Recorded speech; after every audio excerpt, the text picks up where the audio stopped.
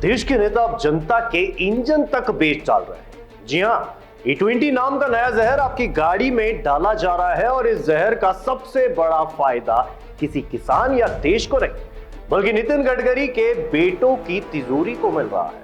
ये सिर्फ फ्यूल नहीं, ये एक साजिश है जनता को बर्बाद करने की। E20 नाम के इस नए पेट्रोल गेम ने साफ कर दिया है कि मंत्रियों की कुर्सी जनता के लिए नहीं, बल्कि अपने घर की तिजोरी भरने के लिए।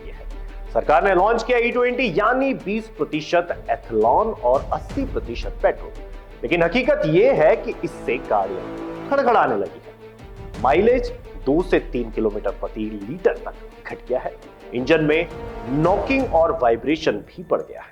2018 के बाद बनी गाड़ियां भी इससे परेशान है, लेकिन पुराने मॉडल्स, उनके इंजन की खटखट और वाइब्रेशन से मालिक परेशान है। लोग कह रहे हैं E20 भरो और सीधे सर्विस सेंटर जाओ, यानी पेट्रोल पंप से वर्कशॉप तक का सफर सीमित है।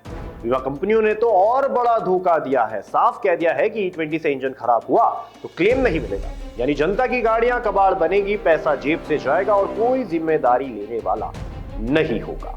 अब आइए इस काले खेल की जड़ तक चलते हैं। साल 2021 एक भाषण में नितिन गडकरी ने E20 का कॉन्सेप्ट पेश किया। बस यहीं से स्क्रिप्ट लिख दी गई थी। गडकरी के बेटे ने एथलॉन प्रोडक्शन का बिजनेस थाम लिया।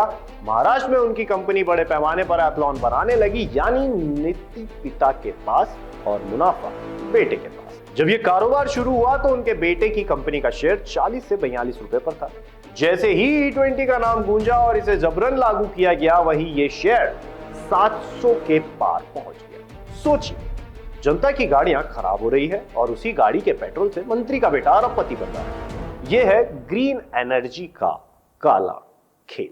IOC, HPCL और BPCL जैसी कंपनियां भी इस खेल का हिस्सा बनी। शुगर मिल से एथलॉन मिलाकर वही महंगा पेट्रोल जनता को बेचा गया। क्वालिटी बदली लेकिन कीमत वही, यानी जनता को कम से ज्यादा भुगतान पड़ा और कंपनियों ने मोटा मुनाफा किया। सरकार ने कहा किसानों को फायदा होगा, लेकिन सच्चाई यह है कि शुगर मिल से खरीदा गया एथलॉन सिर्फ बड़ी कंपनियों और नेताओं की जेब भर रहा है।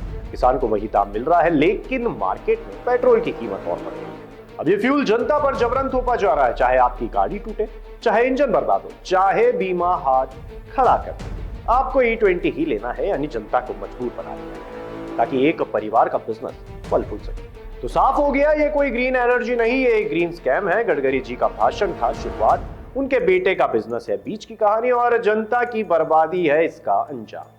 सवाल यह है, जनता पेट्रोल खरीद रही है या नेताओं का घोटाला पाल रही है? ये खेल अब छुपा नहीं और जनता पूछ रही है, क्या मंत्री का बेटा अरबपति बनेगा और हम अपने इंजन के कब्रिस्तान में धकेले जाएंगे? इस पूरे मामले के लिए देखते रहिए राजीव टाइम।